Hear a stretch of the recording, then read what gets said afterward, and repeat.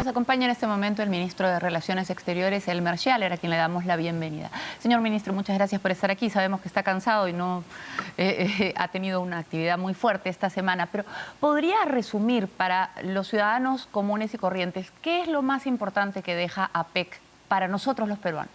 Buenas noches, señora Carreño. Muchas gracias por la invitación. Sí, estamos un poquito cansados, pero muy contentos. Bueno, mire, aquí hay varios niveles de beneficio, ¿no?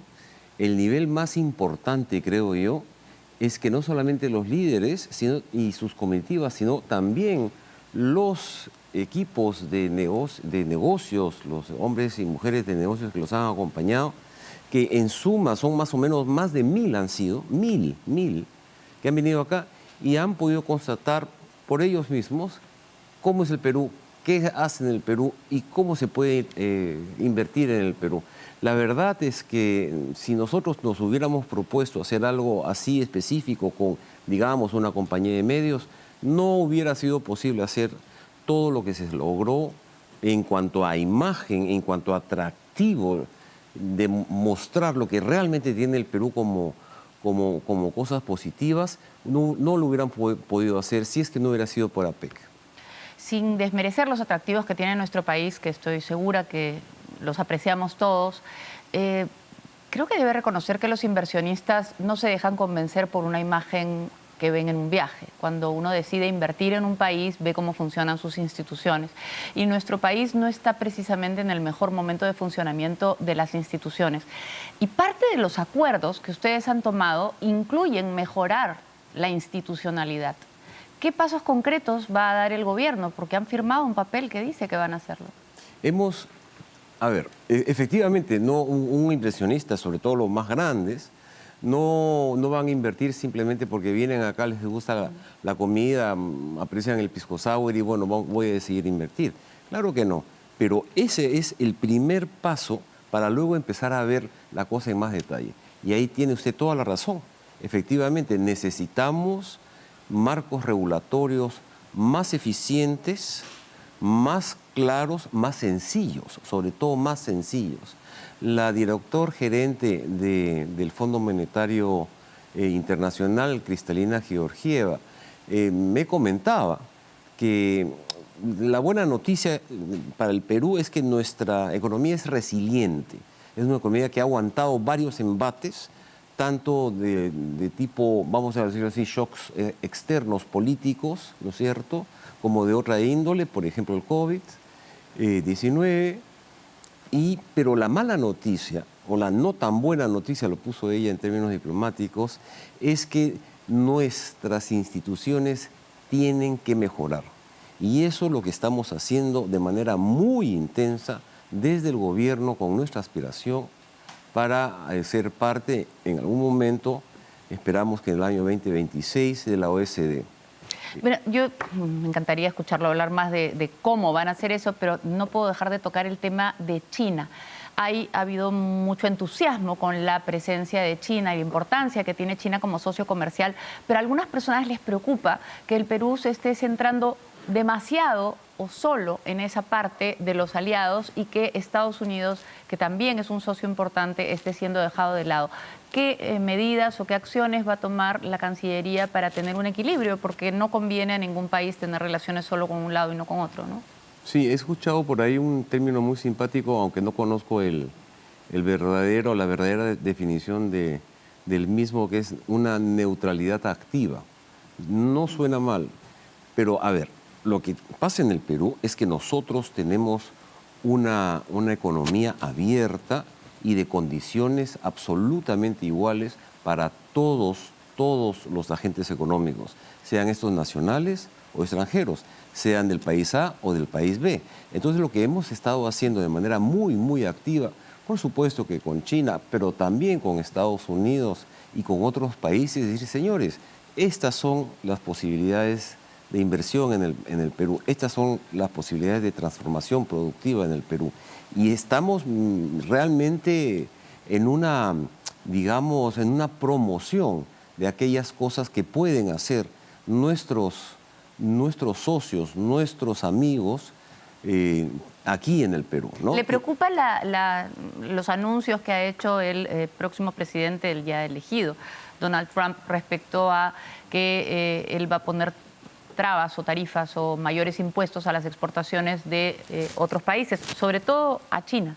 Esto podría desencadenar una reacción en cadena, valga la contradicción o redundancia. Sí, yo recuerdo que efectivamente eso fue también algo que sucedió o se declaró más que sucedió cuando el año 2017 él asumió por primera vez la presidencia de los Estados Unidos. Pero ahora lo he dicho con cifras y todo, 60% a China, 20% a los demás. Nosotros tenemos tratado de libre comercio. Pero exactamente, mire, yo creo que estas cosas hay que tomarlas con mucha serenidad y ver qué cosa vamos a hacer cuando lleguemos ahí, ¿no?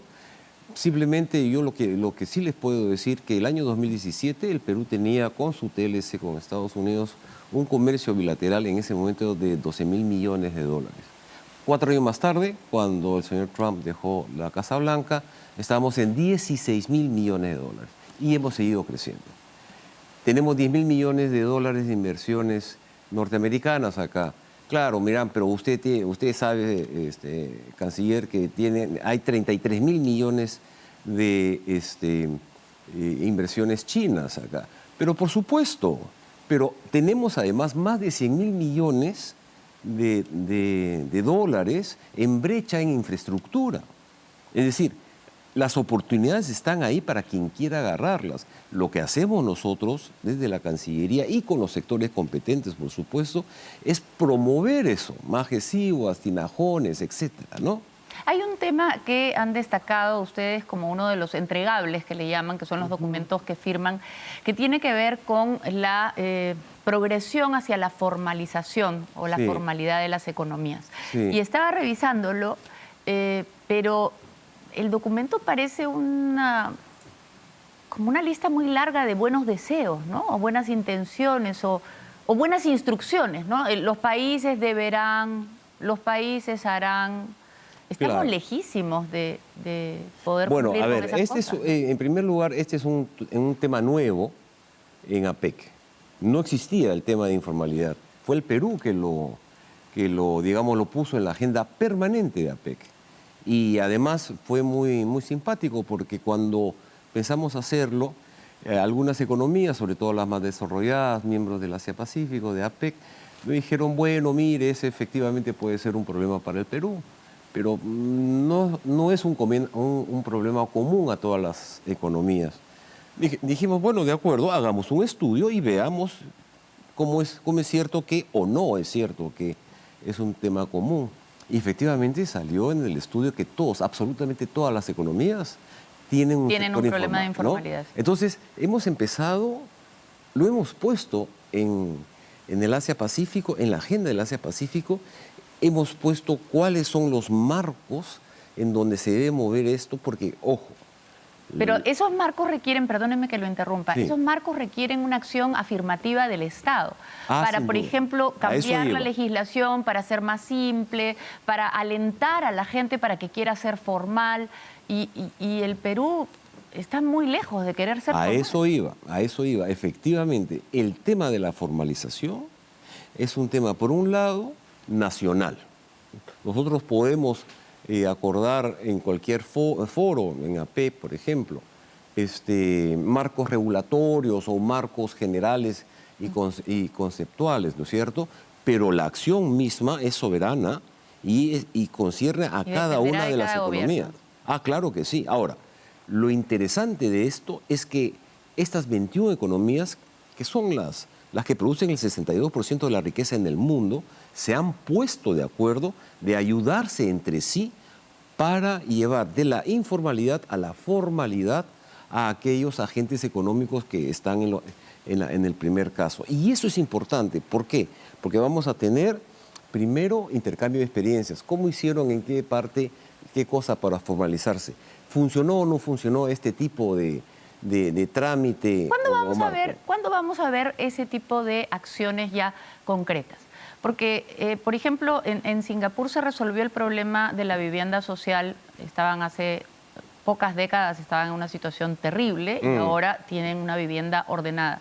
Y yo tengo conocimiento de que varias veces han tratado de enseñarle al Perú cuáles son las formas que usaron y que acá nadie recibió la ayuda, por ponerlo de una manera elegante. ¿Cuándo vamos a ver acciones concretas en las que alguien del gobierno va a escuchar formas de mejorar nuestro país? Bueno, esto empieza el próximo año. Para el Perú, esto empieza el próximo año. Esto es algo que el Perú ha puesto en la mesa, en la agenda de APEC, y entonces nosotros tenemos el imperativo moral de ser los líderes en esto. Eso también es muy importante, porque nos van a ver a nosotros una de las economías con la tasa más alta de informalidad ¿no? Yo creo que nos disputamos un par de países latinoamericanos ese honroso primer lugar. Así que nosotros, ese va a ser algo que es una política de Estado a partir del próximo año, ¿no? Muchísimas gracias, señor canciller, por habernos acompañado esta noche, luego de una semana de tan arduo trabajo. Ojalá que veamos beneficios para los peruanos pronto y que, sobre todo esto, que es el eje central de las decisiones, la formalización, tenga éxito. Muchas gracias. Muchas gracias por acompañarnos.